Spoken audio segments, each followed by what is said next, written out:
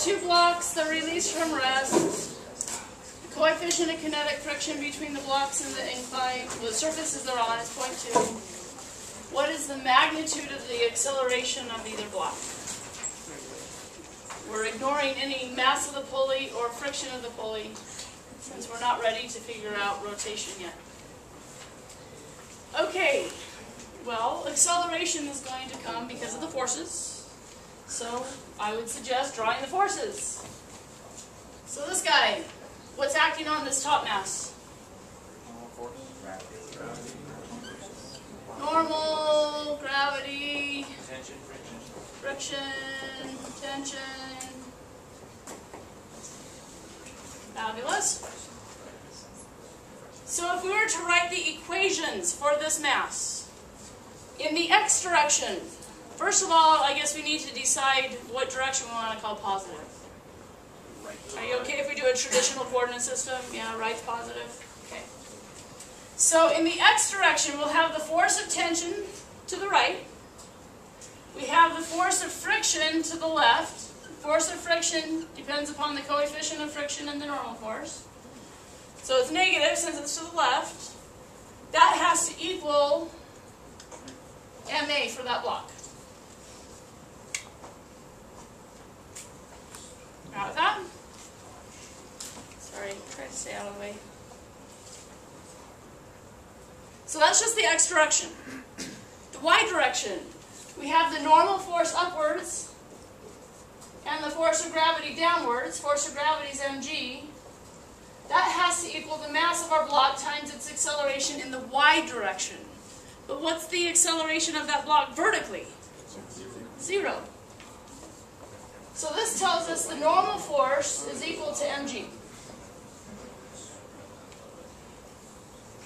We go plug that back in for normal force here. This equation ends up being force of tension minus mu mg equals ma.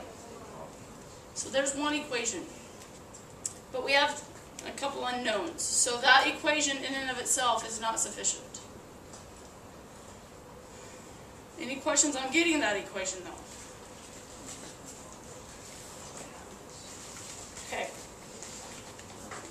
This mass, it also has a normal force. It also has a force of gravity. It also has a tension. And it also has friction. For that mass, let's go ahead and use a tilted coordinate system. So let's put our x-axis along the incline, calling down the incline positive. In the y direction,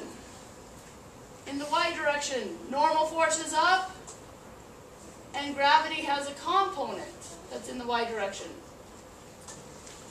So we get the normal force minus, the y component is adjacent to our 30 degrees, so minus 2m g cosine 30. Putting the 2 in, since it said it was a 2m mass. That has to equal 2m times the acceleration of that block in its y direction. What is its acceleration in its y direction? Its y direction is perpendicular to the incline. Is it accelerating perpendicular to the incline? No. If it was, that would mean it was moving faster and faster and faster away from the incline, or faster and faster and faster into the incline. So this tells us the normal force for that second block is equal to 2 mg cosine 30. For the x direction, force of gravity has an x component. It's down the incline, so it'll be positive. It's opposite the 30 degrees, so it will be 2 mg sine of 30. That's the x component of gravity. Tension is up the incline. Friction is also up the incline, and friction depends upon the coefficient of friction and the normal force. I'm going to go ahead and make that substitution right now. Those are the forces in the x direction, so those have to equal 2m, the mass of that object. times its acceleration.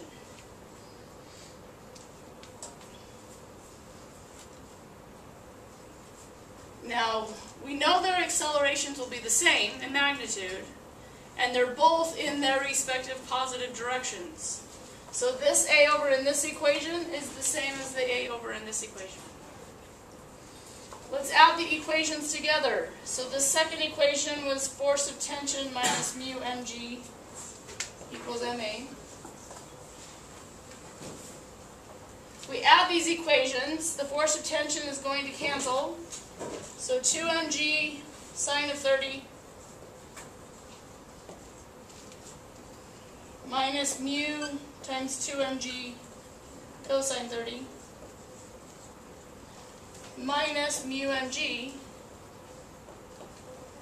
2ma plus ma, 3ma. Conveniently, we have an m, a mass, in every term, so the m cancels. So solving for a will be 2g sine 30 minus 2 mu g cosine 30 minus mu g all over 3. G we know is 9.8. Mu is given in the problem, it's 0.2. So plug and chug now.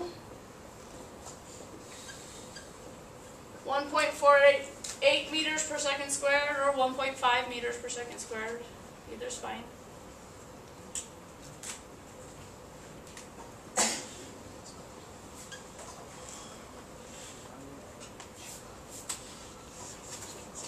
A very common mistake I saw was people were leaving off the masses or they were leaving off the G's. Please watch your units.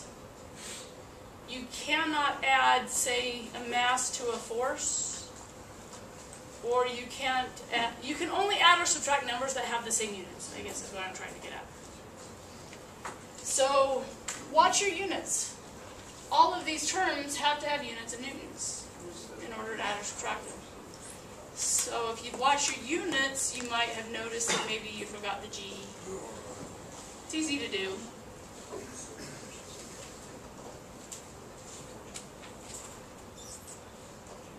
Questions? Why did the FT drop out again? Because it was negative in this one and positive in this one? Yeah, so we're just adding the equations together. That's the same as substitution. You can certainly solve for force of tension here and just plug it in for force of tension here. It's the same thing. Yeah, it's equivalent. Adding the equations is the same as doing substitution. So.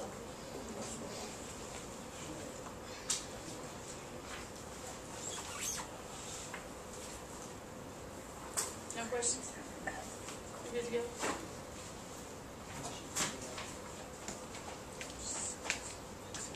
So please keep in mind you can only add forces that are in the x direction together. You can only add forces that are in the y direction together. That's why we have two separate equations. Make sure, when you've drawn your picture, make sure whatever forces you have drawn in your picture, make sure they show up in your equations. If it's on your picture, it's got to be in one of your equations. It just has to be. There's no escaping that.